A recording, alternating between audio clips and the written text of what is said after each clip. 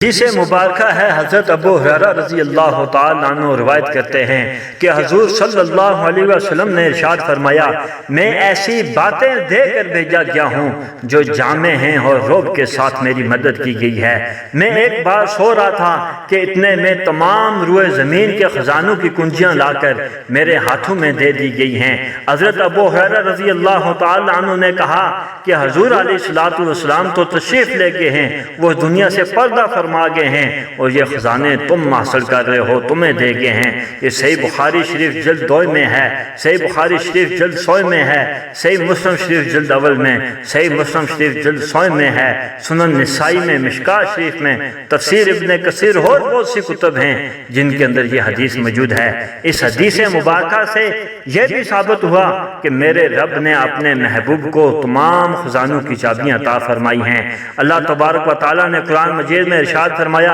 وَلِلَّهِ خَزَائِنُ السَّمَاوَاتِ وَالْأَرْضِ وَلَكِنَّ الْمُنَافِقِينَ لَا يَفْقَهُونَ کہ اللہ نے کہا کہ آسمانوں اور زمین کے کل خزانے ان کی مالکیت جو ہے وہ اللہ تعالیٰ ہی ہیں، لیکن یہ منافق لوگ جو ہیں یہ سمجھ نہیں رکھتے، ان کو سمجھ نہیں آتی۔ قرآن پاک کی آیت سے ثابت ہوا کہ زمین اور آسمان کے سب خزانے اللہ تعالیٰ کی ملکیت میں ہیں اور سارے خزانوں کا مالک و مختار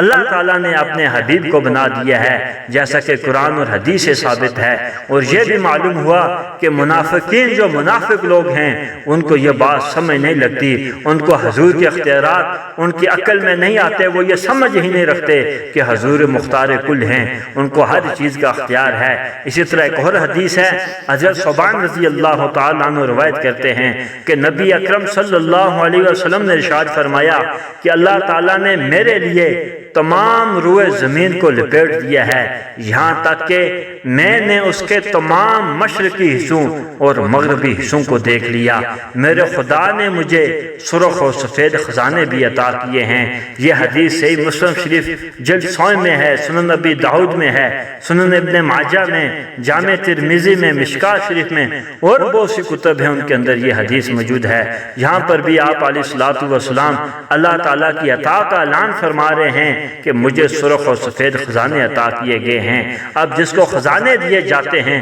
اس کو اختیارات بھی تو دیے جاتے ہیں۔ اب جو شخص کہتا ہے معاذ اللہ نبی پاک یہ نہیں دے سکتے، وہ نہیں دے سکتے، تو اب اس کو یہ ثابت کرنا ہوگا کیا وہ چیز معاذ اللہ اللہ کے خزانوں میں شامل نہیں ہے۔ اگر اللہ کے خزانوں میں وہ انکار کرتا ہے کہ وہ چیز شامل نہیں ہے، وہ تو پھر دائرہ اسلام سے خارج ہو جاتا ہے۔ اگر وہ کہتا ہے کہ ہر چیز اللہ تعالیٰ کے خزانوں میں ہے، اللہ تعالیٰ کی قدرت میں ہے ہر چیز، تو پھر کاروبار ہو، اولاد ہو، علم، دولت، حسن و جمال،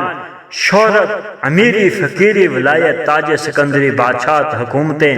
جاہ و جلال، نبوت، سب کچھ اللہ تعالیٰ نے ہمارے حبیب علیہ الصلوۃ والسلام کو عطا فرما دیا ہے۔ اب حضور صلی اللہ علیہ وسلم کو اللہ تعالیٰ نے تمام خزانوں کی چابیاں دے دی ہیں، تو حضور صلی اللہ علیہ وسلم مختار کل ہیں، جس کو جو چاہیں عطا فرماتے ہیں۔ اللہ تعالیٰ نے قرآن مجید میں ارشاد فرمایا، وَمَا كَانَ عَطَاءُ رَبِّكَ مَحْظُورًا کہ اللہ تعالیٰ جو اس کی عطا ہے اس پر کوئی روک ٹوک نہیں ہے۔ اللہ تعالیٰ جس کو چاہے جو چاہے عطا کر سکتا ہے، اس میں کوئی بھی روکنے والا نہیں ہے۔ اسی طرح ایک حدیث مبارکہ ہے، حضرت جابر رضی اللہ تعالیٰ عنہ بیان کرتے ہیں کہ رسول اللہ صلی اللہ علیہ وسلم نے فرمایا، مجھے چت کپڑے گھوڑے پر دنیا کی چابیاں دے دی گئی ہیں جس پر ریشمی چادر تھی۔ یہ صحیح مسند احمد کی حدیث، صحیح ابن حبان کی اس حدیث مبارکہ سے ثابت ہوا کہ اللہ رب العالمین نے اپنے محبوب کو خزانوں کی چابیاں دے دی ہیں۔ مولوی تو کہتا ہے کہ حضور کو کچھ بھی نہیں، حضور کے پاس کوئی علم نہیں، کوئی خزانہ نہیں ہے۔ ارے ہمارا تو یہ عقیدہ ہے کہ تخت ہے ان کا، تاج ہے ان کا، دونوں جہاں میں راج ہے ان کا، جن و ملک ہیں ان کے سپاہی، رب کی خدائی میں ان کی شاہی، شاہ و گدا ہیں ان کے سلامی، فخر ہے سب کو ان کی غلامی، کعبہ ہی کیا ہے سارے جہاں میں، دھوم ہے ان کی کونوں مقام۔